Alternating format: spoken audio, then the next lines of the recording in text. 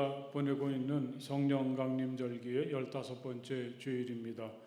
이제 우리와 함께 자리에서 일어나셔서 조용히 기도하시며 예배로 나아가시겠습니다.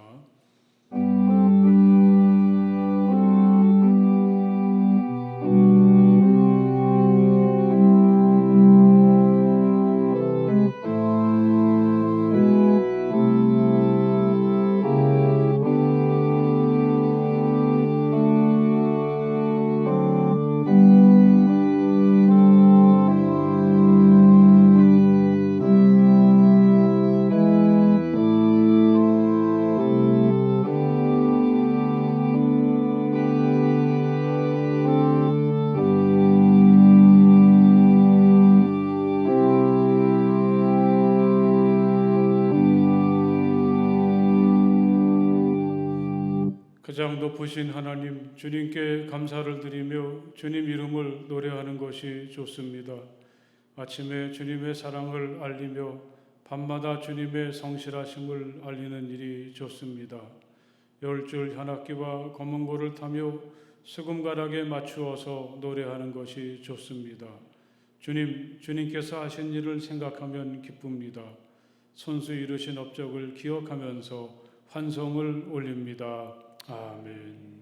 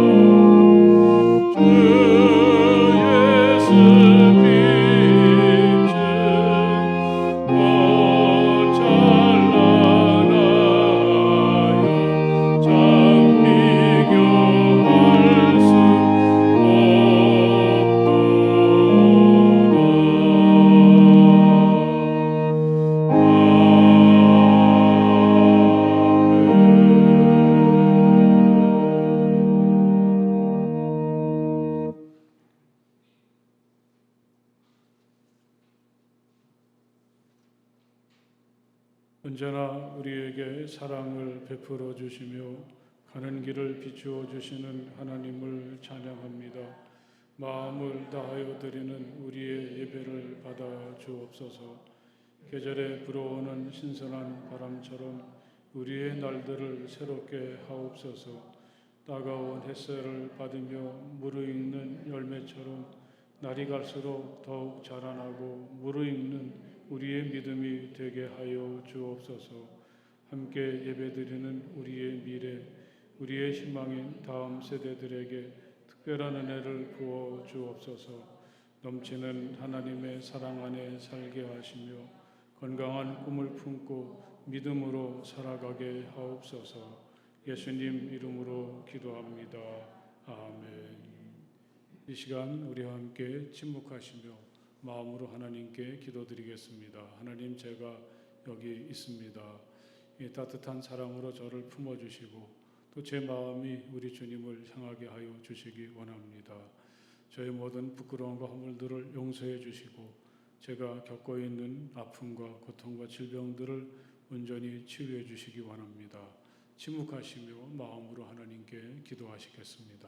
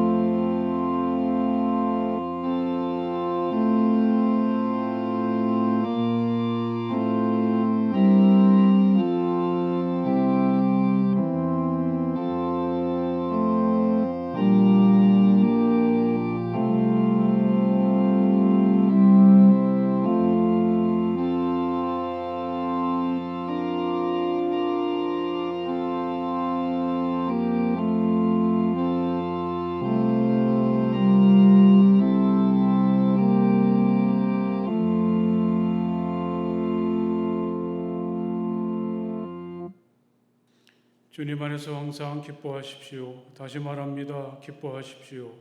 여러분의 관용을 모든 사람에게 알리십시오. 주님께서 가까이 오셨습니다. 아무것도 염려하지 말고 모든 일을 오직 기도와 간구로 하고 여러분의 바라는 것을 감사하는 마음으로 하나님께 아뢰십시오. 그리하면 사람의 헤아림을 뛰어넘는 하나님의 평화가 여러분의 마음과 생각을 그리스도 예수 안에서 지켜줄 것입니다. 아멘.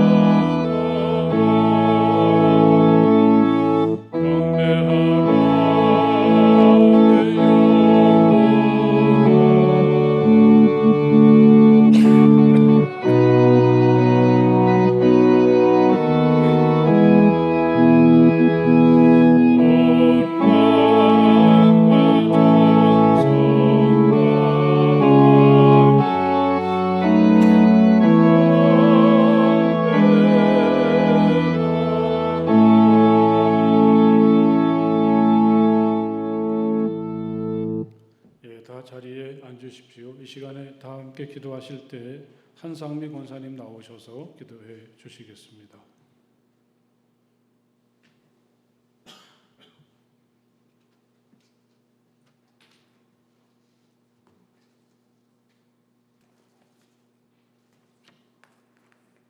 사랑과 은혜가 충만하신 하나님, 저희들 건강함을 주셔서 주님의 날에 찬양하며 예배드리게 하시니 감사합니다. 무더운 여름을 잘 이기게 하시고 오곡이 무르 익어가는 풍성한 계절을 맞이하게 하시니 감사합니다. 저희들 한 주간 지내면서 주님 닮아가는 삶을 산다고 다짐을 해보았지만 그렇지 못한 삶을 살았음을 고백합니다. 회개하오니 용서해 주시옵고 주님과 동행하는 삶을 살 수 있도록 주님 인도해 주시옵소서. 성함의 성도들 성령과 은혜가 충만하여 서로 기쁨과 사랑을 나눌 수 있는 성도들이 다 될 수 있기를 원하오니 주님 함께해 주시옵소서. 이 자리를 사모하지만 원치 않게 몸이 불편하여 나오지 못한 성도들을 기억해 주시고 건강하게 회복시켜 주시어서 함께 예배 드릴 수 있기를 원합니다. 국가의 부름을 받고 방위선을 지키는 자녀들, 가족을 떠나 학업 중인 자녀들 건강으로 지켜 주시옵소서. 주님, 기독교 교육 진흥 주일입니다. 헌신으로 수고하는 교사의 신실하심과 참된 교육으로 우리 아이들이 기쁜 마음으로 주님을 섬기고 하나님 말씀대로 살아갈 수 있는 바른 믿음으로 성장하여 미래에는 교회의 중심에 서게 하시옵소서. 담임 목사님을 위해 기도합니다. 말씀을 선포하시는 목사님, 영육간에 강건함을 주셔서 피곤치 않게 하시고 생명력 넘치는 살아있는 말씀으로 우리들의 삶이 변화되게 하시옵소서. 신앙적으로 경제적으로 힘들고 어려운 가정들이 있습니다. 주님의 사랑으로 지켜주시옵고 성함의 성도들 가정마다 작은 천국을 이루며 살아가길 원하면서 예수님 이름으로 기도합니다. 아멘. 네, 하나님께서 내리시는 평화가 오늘도 이 성전에서 또는 영상을 통해서 하나님을 예배하는 모든 분들에게 임하시기를 간절히 바랍니다. 우리 앞에 계신 분들에게 하나님의 평화가 당신에게 임하시길 빕니다. 함께 인사해 보십시오. 하나님의 평화가 당신에게 임하시길 빕니다. 아직 한낮의 날씨는 따갑지만 아침 저녁으로 많이 서늘해졌습니다. 하나님께서 우리에게 또 가을을 살게 하실 때 무엇을 느끼게 하시는 걸까 생각해 보았습니다. 신선함과 무르익음이란 말이 가을엔 적합한 것 같습니다. 가을의 공기는 차갑지도 않고 우리의 감각을 일깨우기에 적당한 신선함이 있죠. 이른 아침에 교회에 나올 때 또 저녁에 산책할 때 느낌이 참 신선합니다. 여러분들도 그런 시간을 이 가을에 좀 가져보십시오. 가을은 또한 무르익는 계절입니다. 여름엔 시퍼렇게 생명력을 뽐내던 과일들이 어느덧 노랗게 변하면서 조금씩 익어가고 있습니다. 이제 시간이 더 지나가면 설익었던 녀석들이 무르익게 되겠죠. 이 신선함과 무르익음은 서로 맞지 않는 것 같지만 이 가을은 이런 느낌들이 절묘하게 조화를 이루고 있습니다. 우리들의 가을도 이번에는 이렇게 되었으면 합니다. 한 곳에 고착된 낡음이나 고루함을 깨뜨리고 모든 걸 새롭게 바라보고 신선한 마음으로 다시 시작하는 거죠. 여기에 무르익음이 더해진다면 우리의 가을은 무척 풍성하고 좋은 시간이 되지 않겠습니까? 오늘은 그 기독교 교육 진흥 주일입니다. 기독교 교육하면 이건 단지 아직 배울 나이에 있는 어린이들이나 학생들, 청년 이런 연령층들을 생각하게 되고 그들을 가르치는 교사에게 중요한 날인 것 같지만 여러분 한번 생각해 보십시오. 이 배움이 필요하지 않은 사람이 어디 있겠습니까? 사람들은 누구나 지금도 되어가는 존재입니다. 우리가 보통 어떤 사람을 말할 때 그 사람의 됨됨이가 어떻다 그렇게 말을 하지 않습니까? 현재도 진행 중이라는 거죠. 지금 이 순간에도 배우고 깨닫고 느끼면서 좀 더 좋은 사람으로, 더 신선한 사람으로, 더 무르익고 성숙한 사람으로 되어가는 과정에 우리는 지금 살고 있습니다. 오늘은 그런 좋은 마음, 좋은 꿈을 가지시고 또 서로가 더욱 좋은 사람이 되어가도록 격려하고 많이 축복해 주십시오. 더 좋은 사람이 되어갑시다. 이렇게 말입니다. 옆에 계신 분들 한번 그렇게 인사해 보십시오. 더 좋은 사람이 되어갑시다. 더 좋은 사람이 되어갑시다. 우리는 오늘 요셉을 함께 읽었습니다. 아브라함에서 시작해서 이삭과 야곱을 거쳐서 이제 요셉인데요. 이 창세기의 마지막을 장식하는 요셉의 이야기는 한 소년이 꾸었던 터무니없는 꿈이 어떻게 이루어지는가, 서로 으르렁거리기만 하던 형들이 어떻게 화해하게 되는가, 또 아들을 잃어버렸던 한 노인이 어떻게 아들과 다시 만나는가를 다루고 있습니다. 그리고 그 중심에 요셉이 있죠. 요셉은 야곱이 늙음악하게 12아들 중에 11번째로 얻은 아들이죠. 늙어서 난 아들이기도 하지만 야곱이 가장 사랑했던 아내 라헬을 통해서 태어났는데 그런 점이 작용했는지 야곱은 요셉을 드러내놓고 사랑합니다. 게다가 라헬이 일찍 세상을 떠났으니 야곱에게 요셉은 아주 애틋했을 것입니다. 그런데 이런 아버지의 지나친 사랑이 오히려 좋지 않은 영향을 끼친 것 같습니다. 요셉은 좀 철이 없었고 고자질쟁이였습니다. 요셉은 형들의 허물을 아버지에게 일러 바치곤 하였다. 이런 요셉을 형들이 가만두겠습니까? 늘 미워하다가 기회를 노리다가 요셉을 미디안 상인들에게 팔아 넘겼습니다. 요셉은 이집트로 갔고 거기서 노예살이를 하게 되죠. 그런 요셉이 온갖 어려움과 고난을 이겨내고 이집트의 국무총리가 되고 세상을 기근에서 구하고 형들을 다시 만나고 아버지와 가족들을 이집트로 초대하고 훗날 역사적인 출애굽의 발판을 놓는 놀라운 역할을 감당하게 됩니다. 어떻게 세상 물정도 모르고 아버지 곁에서 빈둥거리던 요셉이 이런 놀라운 인물이 되었을까요? 우리는 그 비결을 그를 소개하는 오늘의 이야기 속에서 찾을 수 있습니다. 3절에 보면 이삭은 늙음하게 요셉을 얻었으므로 다른 아들들보다 요셉을 더 사랑하여서 그에게 화려한 옷을 지어서 입혔다. 이게 바로 요셉이 다른 형제들과는 다른 특별함이죠. 그가 입었던 화려한 옷이란 당시에는 귀족이나 아주 특별한 사람들만 입었던 옷이라고 합니다. 토마스 만의 소설을 읽어보면 그 옷은 라헬이 살아있을 때 즐겨 입었던 옷이라고 그는 그렇게 묘사를 했습니다. 그래서 요셉이 그 옷을 입고 나타나니까 형들이 큰 충격을 받았다고 합니다. 그럴 정도로 이 화려한 옷이란 아주 특별합니다. 야곱은 그런 마음을 가지고 요셉에게 그 옷을 입혔겠죠. 그는 도저히 감출 수가 없었습니다. 자기가 요셉을 얼마나 사랑하고 있는지. 형들이 뭐라고 해도 아랑곳하지 않고 그는 자기의 사랑을 옷을 통해서 드러내 보이죠. 요셉아, 너는 아주 특별하다. 이 세상에 너 같은 사람은 없어. 이런 마음을 가지고 야곱은 요셉에게 이런 옷을 지어 주었습니다. 이 요셉은 뜻하지 않게 아버지 곁을 떠나게 되죠. 노예의 옷을 입기도 하고 또 죄수의 옷을 입게 되기도 하죠. 또 자주 구덩이에 던져지기도 했지만 그리고 어떤 때에는 이집트에서 가장 좋은 옷을 입게 되기도 했겠지만 아마 그는 어렸을 적에 아버지가 그에게 지어주셨던 아주 특별한 이토록 화려한 옷, 그것을 늘 입고 있었을 것입니다.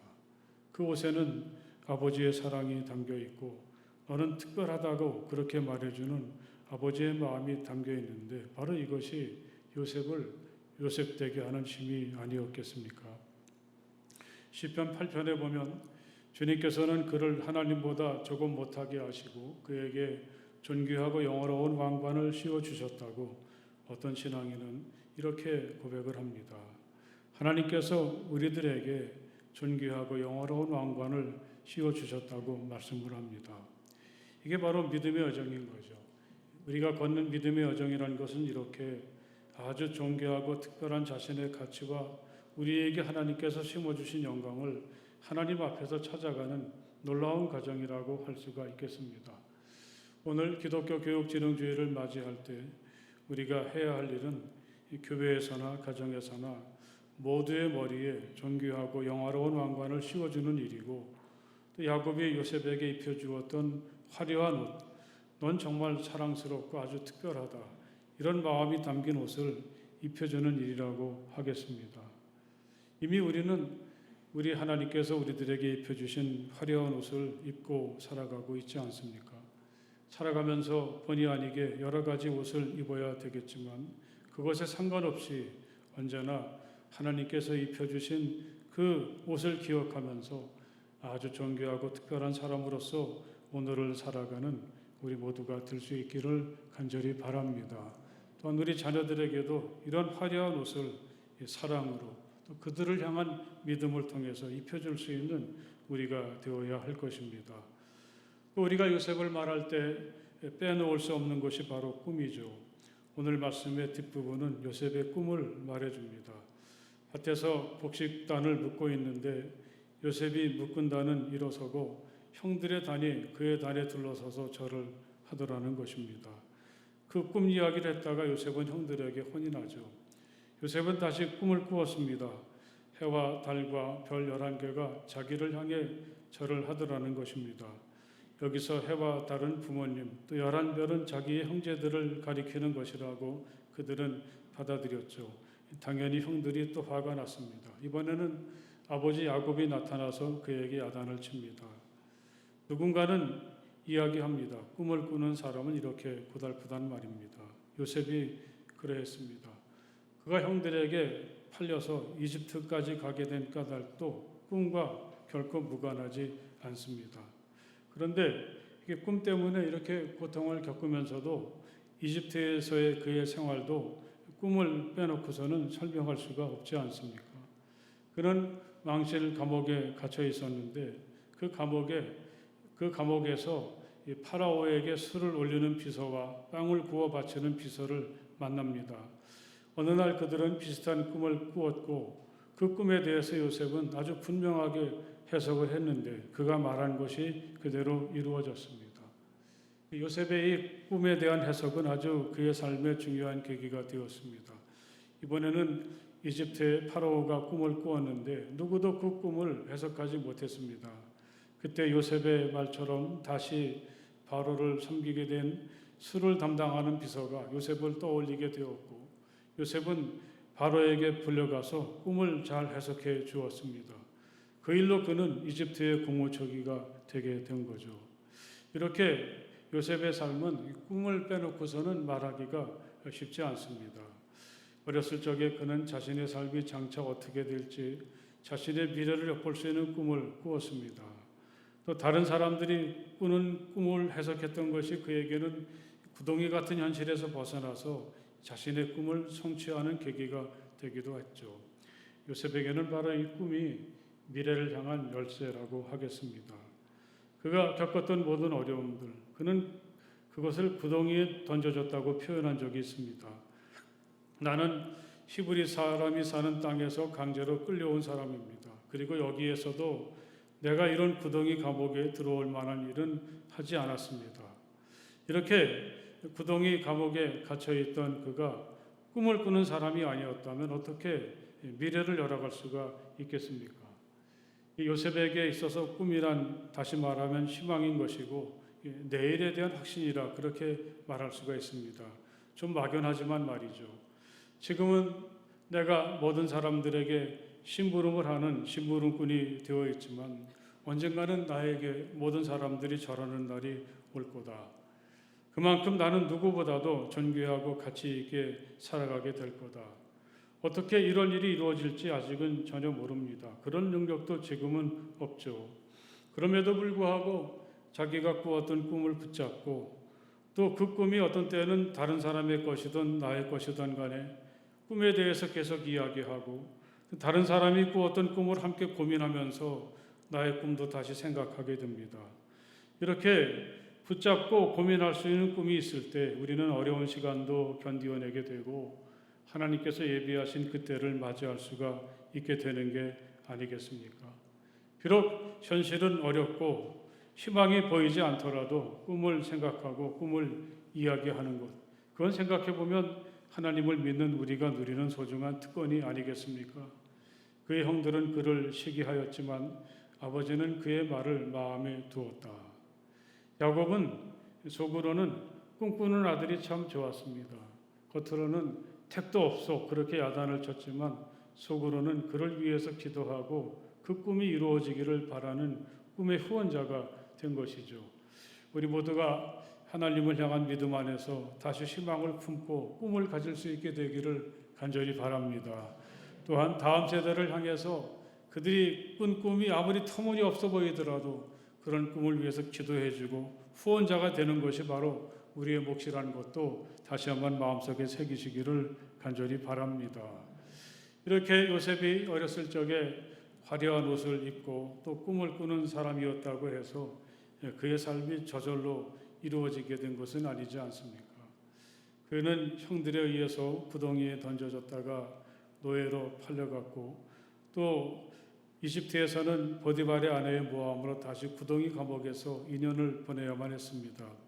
이런 어려운 시간들을 잘 견디어낼 때 비로소 그에게 자신이 어렸을 적에 막연히 꾸었던 꿈이 이루어지는 일들을 맞이하게 되는 거죠. 정말 그렇지 않습니까? 무엇이든 쉽게 저절로 되는 것은 결코 없습니다. 어떤 글을 읽어보니까 하룻밤 자고 나니까 유명해졌다는 말은 정말 거짓말이라는 거죠. 그렇게 되기 위해선 적어도 10년 이상의 수고와 기다림, 고통의 시간이 필요하다는 것을 이야기합니다. 요셉이 입었던 화려한 옷이 그 진가를 드러내게 되고 그가 꾸었던 꿈이 이루어지는데 꼭 필요한 것은 그건 다름 아닌 믿음이라 그렇게 이야기할 수 있겠습니다. 화려한 옷과 꿈을 현실로 만들어주는 것은 다름 아닌 하나님을 향한 믿음이란 말씀이죠. 요셉에게는 그가 언제 어떤 모습으로 살았든지 하나님을 향한 흔들림 없는 믿음이 있었습니다. 그는 하나님께서 언제나 나와 함께하고 계시다. 비록 내 부모도 우리 형제도 내가 어디 있는지 모를지라도 하나님은 지금도 나와 함께 계시다. 그런 믿음 하나로 견디고 버텨냈던 사람입니다. 창세기 39장에 보면 주님께서 요셉과 함께 계셔서 앞길이 잘 열리도록 그를 돌보셨다. 이런 말씀이 있습니다. 이제 이집트에서 막 노예로 시작할 때였습니다. 요셉에겐 하나님이 함께 하셔서 모든 일이 잘 되었다는 말씀을 하고 있죠. 요셉은 하나님께서 지금 나와 함께 계시다는 것을 어떻게 알았을까요? 놀랍게도 하나님은 요셉에게는 직접 찾아가신 적이 한 번도 없었습니다. 참 어떤 때는 왜 그러셨을까 궁금한 때가 있습니다.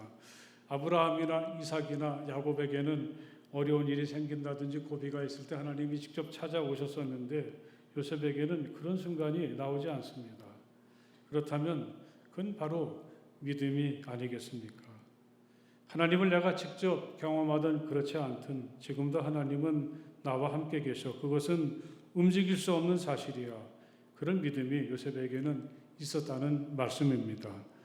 우리가 찬송가에도 보면 이 눈에 아무 증거 아니 보여도 믿음만을 가지고서 늘 걸어간다. 그런 찬송도 있지 않습니까? 비록 눈에 보이고 손으로 잡을 수는 없겠지만 요셉은 내가 어디 있든지 하나님은 나와 함께 계신다. 이런 믿음으로 살았다는 말입니다. 만약에 자기가 특별하게 다른 사람의 꿈을 해석하는 능력을 가지고 있다면 그것도 자기가 하는 일이 아니라 하나님께서 함께 하시는 하나님께서 하시는 것이라고 그는 믿었습니다. 저에게는 그럴 능력이 없습니다. 임금님께서 기뻐하실 대답은 하나님이 해 주실 것입니다. 그는 당돌하게 바로 앞에서 이렇게 얘기합니다. 내가 하는 게 아니라 나와 함께 하시는 하나님이 하시는 것입니다.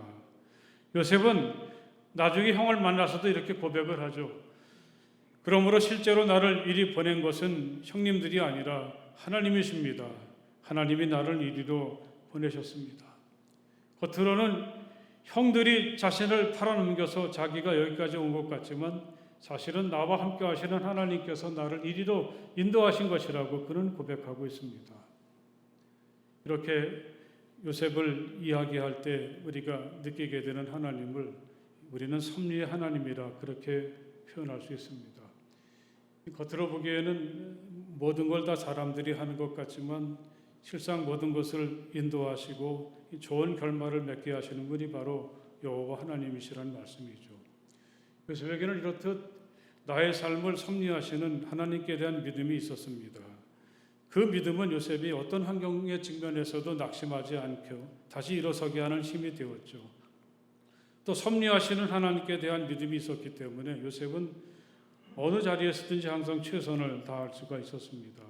자기에게 어떤 일이 맡겨지든지 또 누구와 일을 하든지 항상 그는 최선을 다하게 했습니다. 섭리하시는 하나님께 대한 믿음은 요셉이 모든 걸 긍정적으로 받아들이게 했고 미래를 향해서 낙관적인 태도를 가지게 합니다.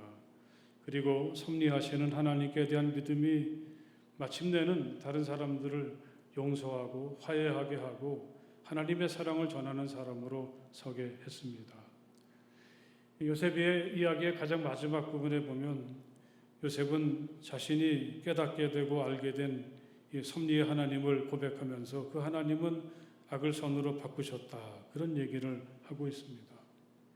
형들은 나를 해치려 하였지만 하나님은 오히려 그것을 선하게 바꾸셔서 오늘과 같이 수많은 사람의 생명을 구원하셨습니다. 우리가 터득하고 깨달을 수 있는 인생의 진리 중에 이것보다 심오하고 힘 있는 진리는 없다고 생각합니다. 이런 믿음을 가지고 있을 때, 이렇게 섭리의 하나님을 믿게 될 때 어떤 어려움이 찾아와도 아무리 현실이 힘들어도 낙심하지 않고 견디어낼 수가 있게 됩니다. 우리가 요셉을 통해서 깨닫게 되는 것은 이런 섭리의 하나님을 믿게 될 때 그 섭리의 하나님을 통해서 받은 특별한 사랑은 우리를 하나님의 협력자로, 하나님의 사랑의 협력자로 살아가게 한다는 사실이죠. 요셉이 그런 경험을 했습니다. 아버지가 돌아가시고 나니까 이 형들은 요셉의 눈치를 보죠. 요셉이 아버지가 있을 동안에는 참았지만 이제 우리들에게 틀림없이 안갚음하겠지, 가만두지 않겠지. 염려하는 형들에게 요셉이 뭐라고 했습니까? 그러니 형님들은 두려워하지 마십시오. 내가 형님들을 모시고 형님들의 자식을 돌보겠습니다. 요셉은 이렇게 형들을 위로했다고 합니다. 악을 선으로 바꾸시는 하나님을 경험하고 그 은혜 속에 살다가 보니까 요셉도 어느덧 악을 선으로 바꾸시는 하나님의 사랑에 멋진 협력자가 되어 있었습니다. 여러분, 우리가 이 시대에 하나님을 믿으며 산다는 것은 이토록 놀랍고 신비한 일입니다. 어느덧 우리들은 화려한 옷을 입고 있는 사람이 되었죠. 또한 악을 선으로 바꾸어 주시는 섭리의 하나님을 믿기에 우리의 내일에 대해서 희망을 가질 수가 있게 되었습니다. 또 어려움이 찾아와도 늘 긍정적으로, 낙관적으로 생각하면서 믿음으로 견디어낼 수가 있게 되었습니다. 또 이 악을 선으로 바꾸시는 그 사랑의 하나님을 믿고 의지하는 동안에 나도 하나님의 마음을 본받아서 악을 선으로 바꾸시는 하나님의 사랑의 협력자로 오늘을 살아갈 수가 있게 되었습니다. 할렐루야. 오늘 우리가 누리는 믿음은 얼마나 놀랍고 신비한 것인가. 다시 한번 요셉을 통해서 깨달으면서 또 특별히 우리가 기독교 교육진흥주의를 맞이하면서 우리의 믿음을 자녀들에게 전해주고 또 하나님을 알게 하는 그러한 사명을 잘 감당해 나가는 우리 모두가 될 수 있기를 주님의 이름으로 간절히 축복을 드립니다. 할렐루야. 기도하시겠습니다. 하나님 참 감사합니다. 하나님 얼마나 멋진 분이신지 또 하나님을 믿는 우리들은 얼마나 행복한지 다시 한번 요셉을 통해서 깨달을 수 있도록 도와주시옵소서. 하나님이 입혀주신 화려한 옷을 다시 한번 느끼게 하시고 또 하나님께서 열어주시는 미래를 향해서 꿈을 가지고 일어서는 우리가 되게 하여 주시옵소서. 우리가 세상에서 때로는 성공할 때도 있고 실패할 때도 있고 또 좋은 사람을 만날 때도 있고 그렇지 못한 때도 있지만 우리 하나님이 섭리의 하나님이 되셔서 모든 것을 선으로 인도하시고 선한 결말을 맺게 하시는 하나님이신 줄 믿습니다. 언제나 이 믿음 가지고 살아가게 하시고 그러는 동안에 우리들도 우리 하나님처럼 악을 선으로 바꾸어가는 하나님의 사랑의 위대한 협력자로서 위대한 삶을 살아가는 우리가 되게 하여 주시옵소서. 또한 우리가 깨닫고 느낀 하나님을 우리 자녀들에게 경험하게 하고 느끼게 함으로 우리보다 더 풍성한 삶을 살아가는 우리의 다음 세대들이 될 수 있도록 허락하여 주시옵소서. 예수님 이름으로 간절히 기도드렸사옵나이다. 아멘. 하나님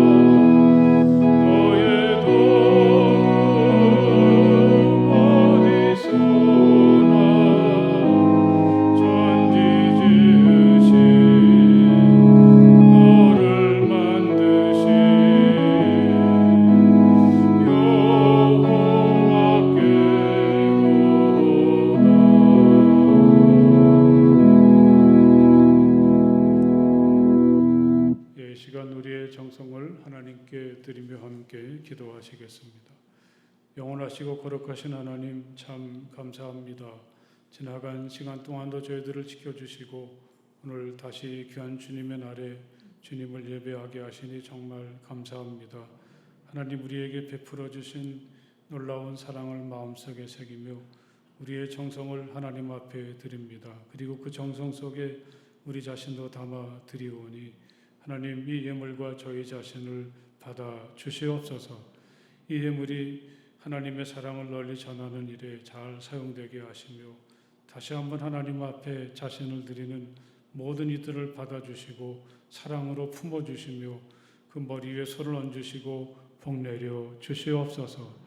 아버지 하나님 저희들이 늘 어려운 세상이지만 꿈을 잃지 않고 믿음 속에서 또 위대한 하나님의 사랑의 협력자가 되어서 오늘을 기쁘게 살아갈 수 있도록 복내려 주시기 원합니다. 우리가 애쓰고 수고할 때마다 힘주시고 또 기쁨으로 일할 수 있게 하시고 우리의 일터가 기름지게 하여 주시며 풍성한 결실이 있도록 복내려 주시옵소서. 저희가 몸담고 살고 있는 가정마다 언제나 밝은 빛을 비추어 주시고 풍성한 복을 내려 주셔서 작은 천국을 이루게 하시며 우리에게 허락하신 선물들 우리 자녀들을 축복해 주시어서 믿음 안에서 하나님을 기쁘시게 해드리며 존귀한 인생을 살아갈 수 있도록 그들의 길을 인도하시고 그들의 마음을 붙잡아 주시기 원합니다. 우리 중에 아프고 낙심하고 어려움 속에 있는 성도들도 많이 있습니다. 하나님 사랑으로 품어주시고 치유하여 주시며 다시 일어설 수 있도록 힘을 주시옵소서. 멀리 흩어져 있는 우리 가족들도 있습니다. 어디 있든지 항상 은혜로 돌아보아 주시옵소서. 우리 주님 예수 그리스도의 이름으로 간절히 축복하며 기도드렸사옵나이다. 아멘. 할렐루야. 여러분 참 반갑습니다. 여러분들을 사랑하고 축복합니다. 우리 옆에 계신 분들하고 그렇게 한번 인사해 보십시오. 사랑하고 축복합니다. 사랑하고 축복합니다. 네, 오늘은 그 기독교 교육 진흥주일이어서 우리 교회 학교를 좀 다시 또 살리고 또 회복시키자 이제 그런 뜻으로 정한 절기인데 우리 교사들을 격려해 주시고 또 우리 자녀들 특별히 여러분 자녀들을 교회 학교에 보내주시면 우리 교사들이 힘을 합해서 기도하면서 말씀으로 잘 양육시켜 줄 수가 있습니다. 우리 교사들이 책임지니까 또 하나님이 함께 하시니까 자녀들을 꼭 보내주시기 바랍니다. 오늘 11시 공동예배는 교사 헌신 예배로 드리고 오후에는 교사 위로회가 있겠습니다. 다음 주일 공동예배는 요한 선교회가 헌신 예배로 드리게 됩니다. 우리 중년층의 우리 남성 성도들이 요한 선교회를 이루고 있는데 여러분 많이 격려해 주시고 또 축복해 주셨으면 좋겠습니다. 지난 주간에 에스겔에도 우리 문영수 권사님 이 세상을 떠나시고 또 하나님의 부르심을 받게 되었습니다.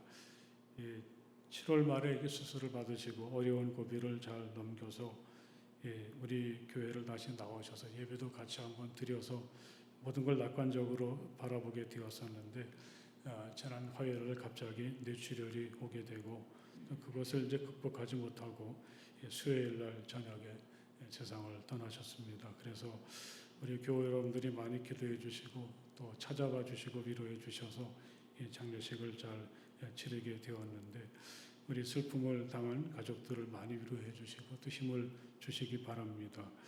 원래 예정대로 하면 이제 우리 권사님 재활 치료를 할 수 있도록 오늘 헌금을 전달해 드리려고 했는데 그만 세상을 떠나셨지만 어쨌든 여러분들이 오늘 드린 주일 헌금이나 또 그런 목적으로 드린 헌금은 우리가 따로 모아서 우리 가족들에게 전해드리도록 하겠습니다. 이 와중에도 우리 황경혜 집사님이 또 이렇게 같이 찾아와 주신 분들에게 감사하다고 떡을 뒤에 제공을 해주셨습니다. 가실 때 하나씩 챙겨가시고 또 우리 가정 위해서 많이 기도해 주셨으면 좋겠습니다. 이제 우리 함께 자리에서 일어나셔서 주기도문 찬송 함께 찬송을 부르시겠습니다.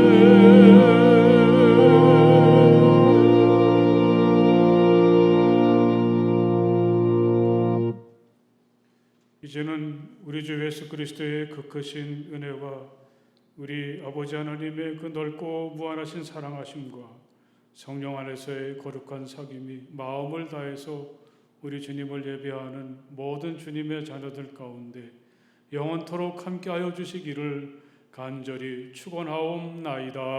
아멘.